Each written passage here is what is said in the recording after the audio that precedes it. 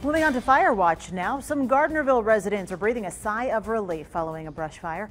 There are no injuries, but a car and shed are damaged. The fire burned on about 8 properties after starting around noon today on Long Valley Road.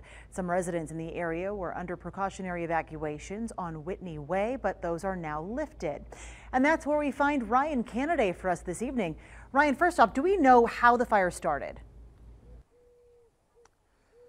Yeah, we do, Kristen. Officials tell us that a man in his backyard actually doing some welding work on his fence is what sparked the flames. Now, fortunately, crews were here quickly and they stopped the fire's progress hours ago. In fact, East Fork Fire was here around 1 p.m. and that's when they really started taking care of things, and that's when containment was in a good situation. We want to give you a closer look at some of the damage that's been done here. You can see that the fire burnt multiple yards in this area, climbed its way through fences, and even burnt this car and part of a shed. But fortunately, no damage was done to any homes.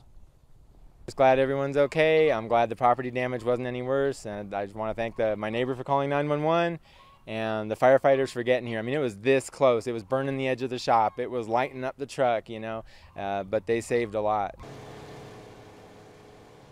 East Fork Fire says they were able to respond to the scene of the fire within 5 minutes of the initial 911 call. They say neighbors were even in their yards with hoses attempting to stop the flames. Altogether, the fire burnt just over an acre worth of land, but it could have been much worse. For that reason, firefighters say there are several key safety messages to take away.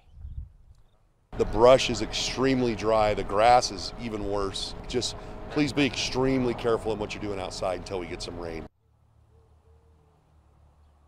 Yeah, and defensible space is also something to always keep in mind when you live in areas like this. In fact, some neighbors who we talked to say they maybe wish they had taken a little bit better care of their yards so they could have prevented even further forward progress when this fire first started. Covering Fire Watch Live, Ryan Canaday, Channel 2 News. Boy, what a quick response, though. So great to see. Ryan.